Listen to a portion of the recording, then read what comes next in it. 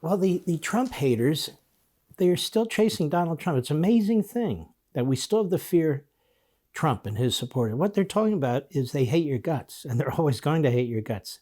Over 75 million of you voted for Donald Trump. And more than that, actually like and support Donald Trump. And they are scared to death that there'll be a resurgence and a reemergence of President Trump. They've unleashed their DA in Manhattan and their Attorney General in New York to try and put an end to that. These are corrupt, evil people. And they are populated throughout our media, as a matter of fact, Mika Brzezinski being one of them. But the New York Times, whether it's the news side or the editorial side, is an appalling corrupt operation. Appalling corrupt operation. And nobody better illustrates that than a woman by the name, than a birthing person by the name of Mara Gay. Mara Gay is on their editorial board. She's an editorial member.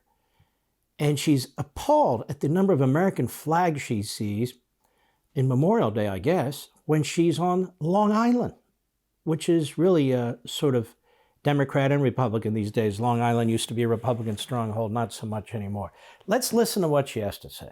Go. I think this is another area where Democrats really need to get serious about talking about what this threat is.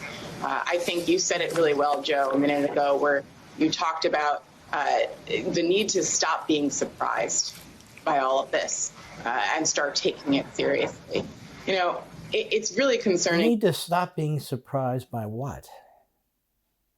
It's just shocking. Go ahead. That the Democrats haven't just gone ahead at this point and said we're doing this on our own in terms of getting a commission together to explain to the American people how. No, they don't want to get a commission together on January 6th to explain anything to the American people. It is a political tool. It was set up to be highly partisan, to be a political tool by Nancy Pelosi and Chuck Schumer. They know it and we know it. So there's nothing objective or independent about it. They don't want a commission on what took place on the summer, last summer, all the riots and all the mayhem and the looting and the attacks on cops and all the damage that was done. They don't want a commission on that. Of course not. But they want this commission because everything they do is loaded with politics. Go. The insurrection to take place. The insurrection. I'll say it again. How do you have an insurrection when everybody's unarmed? That's the dumbest damn insurrection I've ever heard of. There was no insurrection. They know it, you know it, and I know it. But they're going to continue to lie about it, just as the New York Times lied about the Holocaust and they lie about so many other things. They hire people like this. Go ahead. I think that really needs to move forward swiftly. You know, the reality is here that we have a large percentage of the American population. I don't know how big it is, but we have tens of millions of Trump voters who continue to believe that their rights as citizens are under threat. They are under threat. Why do you think the Democrats want to change our whole constitutional construct, including take over the courts? That's what every two-bit third world banana republic leader does, not to mention Marxists and others. They take over the court system. Even Marty, our doggy, agrees. But more than that, I mean, they want to take over a big percentage of your income. They don't believe in private property rights. They've taken over a big percentage of your health care. The borders are wide open. People are pouring in. We don't even know who they are. They never talk about our rights. They degrade us. They attack us. They denounce us. So yes, we're worried about our rights. Go ahead. Of having to share the democracy with others. What? Having to share democracy with others. I assume they believe this crap. Share democracy with others? Are we not sharing democracy with others? What does that mean? Critical race theory. That's what she means. Go ahead. As long as they see Americanness as the same as one with whiteness. See, here you go. Let me ask these guys here. Mr. Executive Producer and Mr. Producer, do you see America as one with whiteness? And you're both white. You have completely different backgrounds. So do I. Who walks around thinking Americanism with whiteness? You walk down the street, you go, oh, there's a white guy. Who cares? Identifying Americanism with whiteness. This is the crap that has been hatched in these schools particularly the Ivy League schools. And this is the consequence. You have these zombies, if you will, who just spew this stuff out. Americanism and whiteism? No, I don't think so. Americanism and freedom. That's what we believe. Go ahead. We have to figure out how to get every American a place at the table in this democracy, but how to separate Americanness, America, from whiteness. I don't understand this. First of all, every American can't be at the table. That's a hell of a big table. We're not a pure democracy. We're a republic. And this ignoramus doesn't even realize that. That's number one. And there she is again, report Americanism with whiteness. Over 60% of the people in this country are white. A significant percentage of them vote Democrat. Vote Democrat. A significant percentage of them are liberal. I don't understand this thing. Whiteness, like everybody agrees that it's whiteness. We have immigration policies in place now that are certain to change the demographics of this country, and that's why they're in place. If we were a white supremacist society, would we be doing that? If we're a white supremacist society, why, again, as I say over and over again, why are so many people trying to come into this country who aren't white? In fact, they're trying to leave countries that are majority black and brown. Why is that? We have to listen to the editorial writers at the New York Times that are utterly clueless and so brainwashed with ideology. Go ahead. We can confront that and talk about that. This is really going to continue. I was on Long Island this weekend visiting a really dear friend, and I was really disturbed. I saw, dozens and dozens of pickup trucks with, explicatives against Joe Biden. Explicatives against Joe Biden. Did they call him Hitler the way they called Trump Hitler? I don't think so, but that offended her. Yes, go. Trump flags and some cases. Trump flags? You can't have Trump flags. You have to have BLM flags. Everybody knows that, or Antifa flags, or even Palestinian flags, or the hammer and sickle flags. We've seen those among Antifa and Black Lives Matter. But the Trump flag, can't have the Trump flags, ladies and gentlemen. That's too much whiteness.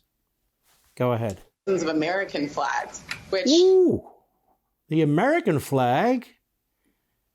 I'm very confused at this point. So we can burn the American flag, but fly the Black Lives Matter flag? Do I have this about right? Go ahead. Is also just disturbing because essentially the message was clear. It was, this is my country. This is not. Oh, so if you have the American flag, you're saying this is my country. No, I think you're saying it's my country and our country. So the American flag really was the exclamation mark on her horrific weekend when she went to Long Island. She actually left the offices of the New York Times and she went to Long Island. What did she see? Pickup trucks, some Trump flags, some denunciations of Biden, and some American flags. And it was almost more than she could handle. We need to fix this, Joe Scarborough, Mika Brzezinski.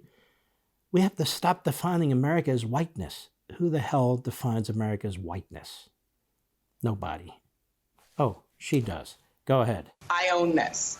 And so until we're ready to have that conversation. And have what conversation? It's the third time she says she wants a conversation.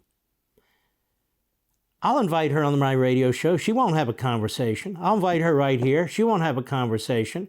It's all BS. They don't want a conversation. Why do you think she's on the Morning Schmo show? She doesn't want a conversation. She wants a platform. That's all. Go. What really is concerning to me as well is it's not just Democrats in Congress. I think there's a large percentage of Americans, even some of my colleagues in journalism, who are invested in some way in pretending that this isn't the threat that it is. That is the real... That what isn't the threat that it is? They actually believe their own I can say it here, can't I? Mm-hmm. They actually believe their own bullshit. It's unbelievable that this is the grave threat that we face here. And this is why Joe Biden plays into this day in and day out. Mr. Segregationist himself says this is the greatest threat we face. Oh, this and climate change. So he's pushing the CRT stuff. He's pushing the climate change stuff. He's pushing the transgenderism stuff right down the line. And if you don't support it, you're a white supremacist. And as I said the other day, well, what if you're black and brown and red and yellow and don't support it? Are you still a white supremacist? The answer is yes. Because as I said before, they have a phrase for that. Your mind has been colonized by white people. Did you know that? Your mind has been colonized by white people. Because we all know all white people think the same. They go to the same church and synagogue. They have the same backgrounds. They have a special handshake. Did you know this? Oh, it's true. It's sick. This is racism, pure and simple. This is going to destroy the country, pure and simple. And you would expect this from an editorial page writer at the New York Times, because this is what they do. It is an awful, evil newspaper, like so much of the rest of the media, utterly corrupt. Go ahead. Because, the Trump voters who are not going to get on board with... Now, this is kind of funny, actually. So here she is talking about white supremacy. So the guy on her left is white.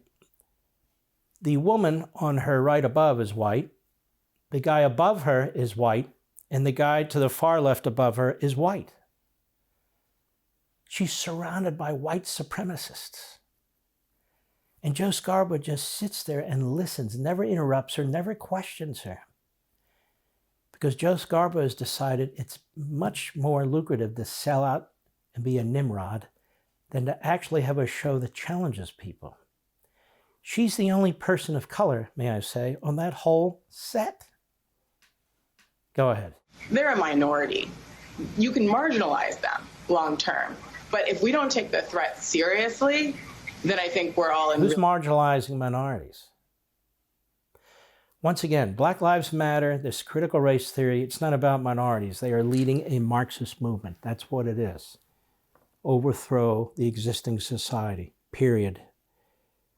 Period. You have societies, you have countries all over the world that are overwhelmingly minority, and people brutalize each other, regardless of the race. You have people who are overwhelmingly Muslim in some countries, and they brutalize each other, and I could go on and on and on. It's not about race. It's not about faith.